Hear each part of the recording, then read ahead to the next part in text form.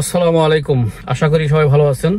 আজকে কানাডার গাড়ির ইন্স্যুরেন্স নিয়ে একটা ইনফরমেশন দিব আপনাদেরকে, যেটা আপনাদের খুবই গুরুত্বপূর্ণ হিসাবে কাজে লাগবে। যেমন ধরুন, কানাডাতে একটা গাড়ির পিছনে হিউজ এক্সপেন্স হচ্ছে আপনার একটা ইন্স্যুরেন্স।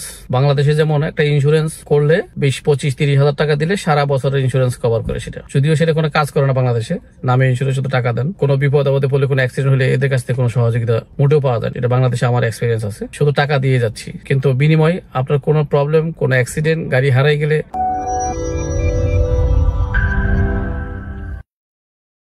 কোনো রকম ফ্যাসিলিটিস ইন্স্যুরেন্স থেকে পাওয়া যায় না। একটা বাটপারি ব্যবসা হলো ইন্স্যুরেন্স বাংলাদেশে। কিন্তু কানাডাতে যদি আপনার গাড়ি চালাইতে হয়, আপনাকে একটা ইন্স্যুরেন্স মাস্ট থাকতে হবে। ইন্স্যুরেন্সের খরচ একটা ব্যয়বহুল। যারা বাংলাদেশ থেকে কানাডায় আসতে চাচ্ছেন এবং আসার পরে এখানে কি করবেন সেটার অনেক প্ল্যান প্রোগ্রাম করেন, তার সাথে যুক্ত হয় একটা গাড়ি। আপনি জানেন যে কানাডাতে ইচ অ্যান্ড এভরিবডি সবাই একটা গাড়ি ইউজ করে, সেটা দামি হোক কম দামি হোক, হোয়াটএভার, যার যার ক্যাপাসিটি এবং রেঞ্জের ভিতরে গাড়ি আপনি যেটাই কিনেন, ইন্স্যুরেন্স খরচটা আপনার অনেক অ্যামাউন্ট। কানাডাতে ইন্স্যুরেন্সের কস্ট হচ্ছে $250 থেকে শুরু করে $800 পর্যন্ত প্রতি মাসে। এটা ডিপেন্ড করবে আপনার ইন্স্যুরেন্স, আপনার লাইসেন্সের বয়স, আপনার গাড়ির ক্যাপাসিটি, আপনি কি কি ফ্যাসিলিটিস নিতে চাচ্ছেন, আপনার কোনো অ্যাক্সিডেন্ট হিস্ট্রি আছে কিনা, আপনার কোনো ব্যাড হিস্ট্রি আছে কিনা, এই সব কিছু ক্যালকুলেশন করে তারা একটা ইন্স্যুরেন্স কস্ট ধার্য করে। সেটা $250 থেকে $300। স্টার্টিং এ একটু বেশি হয়, যারা নতুন ইন্স্যুরেন্স করে কানাডাতে ইন্স্যুরেন্স খরচটা অনেক বেশি হয়ে যায়। আস্তে আস্তে হয়তো 1 বছর গেলে আপনার যদি রিপুটেশন কোনো অ্যাক্সিডেন্ট এবং কোনো ঝামেলা না হয়, তাহলে হয়তো পরের বছর ইন্স্যুরেন্স কমে যাবে। আবার যদি কোনো কারণে আপনি কোনো দুর্ঘটনা ঘটেছেন, তাহলে ইন্স্যুরেন্স অনেক বেশি হয়ে যাবে। যেমন ধরেন, আপনার প্রতি মাসে $300 মানে হচ্ছে বাংলাদেশি টাকায় 3,27,000 টাকা। এটা ইচ অ্যান্ড এভরি মান্থ। যদি সেটা $500 হয়, $600 হয়, $700 হয়, সেটা বাংলাদেশি টাকা হিসাব করে দেখেন কত টাকা হয়। এটা আপনার প্রতি মাসে পে করতে হবে। বাংলাদেশের মতো ইয়ারলি না, বছরে 25,000 30,000 দিলেন, বছর শেষ। এরপর আপনার গাড়ি চুরি নিল, হারাই গেলো, অ্যাক্সিডেন্ট করে মারা দিল, আপনি কোনো সুবিধা হবে না, আপনার টাকা দিয়ে সবকিছু বহন করবে। যদিও তারা অনেক প্রতিশ্রুতি দেয় বাংলাদেশে, এই করবে সেই করবে, আসলে এদের ধরুন অ্যাক্সিডেন্ট ঘটনা ঘটে, তখন এদের কাছ থেকে 1 টাকার সাপোর্টও পাওয়া যায় না, বরঞ্চ নানান জটিলতা তৈরি হয়। কানাডাতে কি হয়, এই যে ইন্স্যুরেন্স আপনি এত টাকা দিচ্ছেন, এর বিনিময় কি পাচ্ছেন? বিনিময় হচ্ছে কোনো কারণে আপনার গাড়ি দুর্ঘটনা কবলিত হয়, আপনার গাড়িকে কেউ মেরে দিছে, তাহলে আপনি স্পটে সেখানে দাঁড়িয়ে থাকবেন, যেখানে আপনাকে দুর্ঘটনা ঘটবে। আপনি এবং যে আপনাকে অ্যাক্সিডেন্ট হিট করলো, সেও পালাবে না। বাংলাদেশ যেমন পালাইয়া চলে যায়, অ্যাক্সিডেন্ট করতে যত তার দ্রুত পালান যায়। কানাডাতে আপনি যদি কোনো কারণে কোনো দুর্ঘটনা হয়ে যায়, গাড়ি অ্যাক্সিডেন্ট হয়ে যায়, আপনি কোথাও যাবেন না, সেইখানে স্পটে দাঁড়িয়ে থাকবে। পুলিশকে আপনি নিজে কল করবে, পুলিশ আপনার কাছে আসবে, পুলিশ আপনার গাড়ি নিবেও না, ছুবেও না, ধরবেও না। এখানে ঘুষ কারে কয় চিনে না, জানে না। আমি দীর্ঘদিন কানাডাতে স্টে করতেছি, গাড়ি চালাচ্ছি, আজ পর্যন্ত পুলিশের সাথে দেখা হয়নি আমার রাস্তায় কখনো। সৌভাগ্য আমার যে এখনো পুলিশের সাথে লাগল পাই নাই, দেখা পাই নাই। যাই হোক, এই দেশে রাস্তাঘাটে কোনো পুলিশ নাই, বাট পুলিশই বেসাবাই থাকে। আপনি কোনো করলে, অনিয়ম করলে আপনাকে পুলিশ পাকড়াও করবে। আপনাকে ট্রাফিক সিগন্যাল, কোনো ট্রাফিক সিগন্যালে পুলিশ নাই, অটো সিগন্যাল, আপনি সিগন্যাল মানতেছেন, আপনাকে ইহ জিন্দিগিতে পুলিশ খুঁজবে না, টাচও করবে না। যখনই আপনি অনিয়ম হবে, আপনার ট্রাফিক সিগন্যাল মানান নাই, $500 জরিমানা, $300 জরিমানা, এক এক জায়গায় এক এক রকম রুল। আপনার অটো ক্যামেরাতে অটো পিকচার নিয়ে নেবে, আপনার বাসায় টিকিট চলে আসবে, $1 জরিমানা, তুমি অমুক জায়গায় ঝামেলা করছো, তোমার জরিমানা। যদি এরকম জরিমানা হয়, তাহলে আপনার ইন্স্যুরেন্সের কাছে এটা অটো চলে যায় এবং ইন্স্যুরেন্স আপনার বাইরে যাবে। আপনি কোথাও স্পিড লিমিট থাকার কথা 50, আপনি 70 চালাইছেন, 60 চালাইছেন, বাস যেখানে ক্যামেরার মুখোমুখি হলে ক্যামেরা আপনার ঠাস করে আপনি ওভার স্পিডের মামলা ঢুকাই দিবে, $75। আপনার বাসায় অটো চলে যাবে, কেউ ধরবে, পুলিশ ধরবে আপনাকে, বাট এই জরিমানার ঠেলায় আপনি ঠিক সোজাই যাবেন। এই যে ইন্স্যুরেন্স কেন, ইন্স্যুরেন্স কি করবে আপনাকে?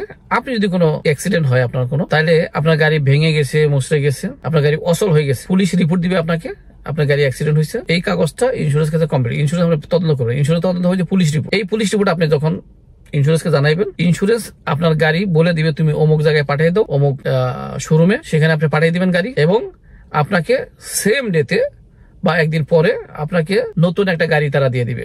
যতদিন পর্যন্ত সেই গাড়ি ঠিক না হয়, ততদিন পর্যন্ত ওই গাড়ি আপনি ইউজ করবেন। তাহলে একটা সুবিধা পাইলেন আপনি, যে আপনার গাড়ি যদি কোনো কারণে অ্যাক্সিডেন্ট হয়, কোনো ঝামেলা হয়, সেটা কাজ করতে গ্যারেজে নিতে এবং সময় লেগে যায় 1 মাস, 15 দিন, 10 দিন, এই পর্যন্ত আপনাকে তারা একটা ভালো মানের, আপনার যে গাড়ি তাতে ভালো গাড়ি তারা আপনাকে প্রোভাইড করবে, আপনার যেন কোনো অসুবিধা না হয়। তাহলে ফ্রিতে আপনি কোনো গাড়ি পেলেন, কোনো হেসেল ছাড়া একটা সুবিধা কানাডাতে। নাম্বার 2 হচ্ছে আপনার গাড়ি কোনো কারণে যদি মিসিং হয়ে যায়, দ্যাট মিনস চোরে নাই, তাইলে কি হলো আপনি পুলিশকে বলবেন, পুলিশ জানাইবেন আমার গাড়িটা হারিয়ে গেছে অমুক জায়গা থেকে, এইভাবে তারা তদন্ত করে আপনার একটা রিপোর্ট দিবে ভেরি শর্ট টাইমের মধ্যে। এই রিপোর্ট যখন আপনি ইন্স্যুরেন্সকে দিবেন, ইন্স্যুরেন্স আপনাকে সাথে সাথে ওই গাড়ির যা দাম আছে ফুল টাকা আপনার গাড়ি পেমেন্ট করে দেবে। যেটা বাংলাদেশে এই যে দুইটা কথা বললাম স্বপ্ন দেখতে পারবে না কোনোদিন, চিন্তাও করতে পারবে যে বাংলাদেশে এরকম সুবিধা পাবে। বাংলাদেশে মানুষ ট্যাক্স দেয় না। কেন ট্যাক্স দেয় না? ট্যাক্সের বিনিময়ে আপনি কি পাচ্ছেন? নাথিং। আপনার কাছে ইনকাম নাই, আপনি ঘরে না খেয়ে থাকবেন। আপনি সারা বছর ট্যাক্স দিচ্ছেন, 20 বছর ট্যাক্স দিচ্ছেন, ট্যাক্সের বিনিময়ে কিন্তু আপনি জিরো। আপনার কোনো রেসপন্সিবিলিটি গভর্নমেন্ট নেবে না, দায়িত্ব নিচ্ছে না। মানে আপনি ইন্স্যুরেন্স,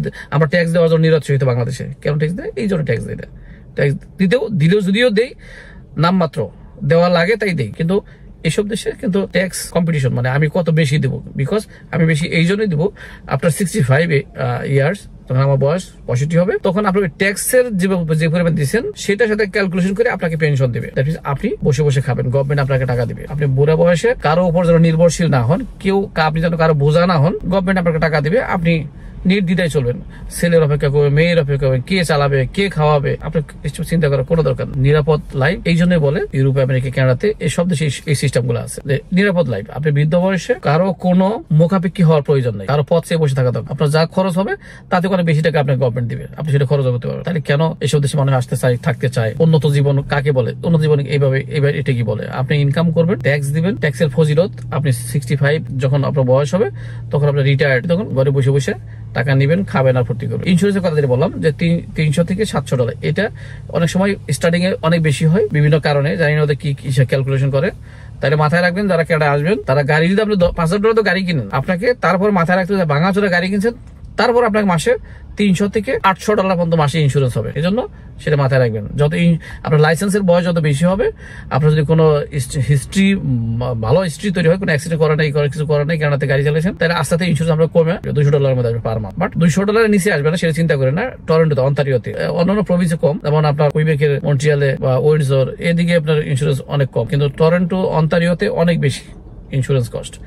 এটা মাথায় রাখবেন, যারা ক্যালকুলেশন আসতে চাচ্ছেন তাদের মাথায় রাখবেন যে এই গাড়ির পিছনে একটা খরচ। গাড়ির দাম খুব সস্তা। আবার ধরেন আপনি গাড়ি নেবেন, কানাডায় এসে গাড়ি নেবেন, আপনি আপনার গাড়ি কেনার জন্য $1 দরকার নেই। বাংলাদেশে যেমন একটা গাড়ি আপনার ব্যাংকের মধ্যে লোন নিতে হলে 60%, 40% আপনাকে দিতে হবে, বা 40% আপনাকে দিতে হবে, বাকিটা ব্যাংক দিবে। এর মধ্যে কাগজপত্র চেক ব্যাক করতে করতে ক্লান্ত বানিয়ে ফেলাবে। এখানে কোনো হেসেল নাই। আপনি শোরুমে যাবেন, আপনাকে 0% ট্যাক্স, 0% ডাউন পেমেন্ট, $1 দেওয়া দরকার নেই। আপনি গাড়ি নিবেন কিনা শুধু এটা বলবেন, আপনাকে গাড়ি দিয়ে দিবে। আপনি মান্থলি বা 2 সপ্তাহে বা প্রতি সপ্তাহে আপনি ইনস্টলমেন্ট দিবেন কিস্তিতে। তার মানে কি 7%, 6% এই হলো আপনার ইন্টারেস্ট রেট ধরবে, তারা ধরে আপনাকে গাড়ি দিয়ে দিবে। আপনি জানেন যে এইসব দেশে কেন দেয়?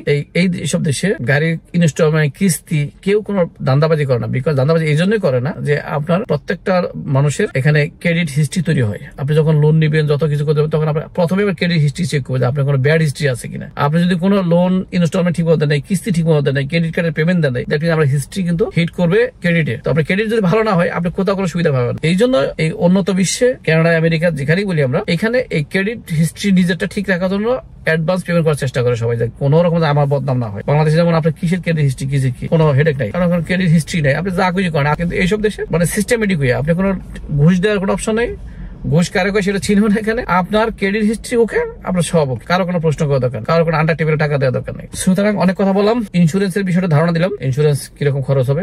আশা করি যারা আসবেন, নতুন আসবেন, তারা এসে আপনাদের মতো সিদ্ধান্ত নেবেন যে গাড়ি কিনতে গেলে আমার গাড়ির পিছনে খরচ করতে, এটা মাথায় রেখে তারপর গাড়ি কিনবেন, ইন্স্যুরেন্সের মাথায় রেখে। সবাই সুস্থ থাকবেন, ভালো থাকবেন। কথা হবে এরপরে ড্রাইভিং লাইসেন্স নিয়ে। এখানে ড্রাইভিং লাইসেন্সটা কিভাবে পাবেন, প্রসিডিউর কি, সেই বিষয়ে আপনাদের কথা বলবো। পরের ভিডিও দেখতে থাকুন। ড্রাইভিং লাইসেন্স কিভাবে পাবেন, কারণ ক্যানাডা আসার পরে আপনার ড্রাইভিং লাইসেন্স প্রয়োজন। ড্রাইভিং লাইসেন্স পাইতে হলে কি করতে হবে সেটা পরের ভিডিও। সবাই ধন্যবাদ, ভালো থাকবেন, আসসালামু আলাইকুম।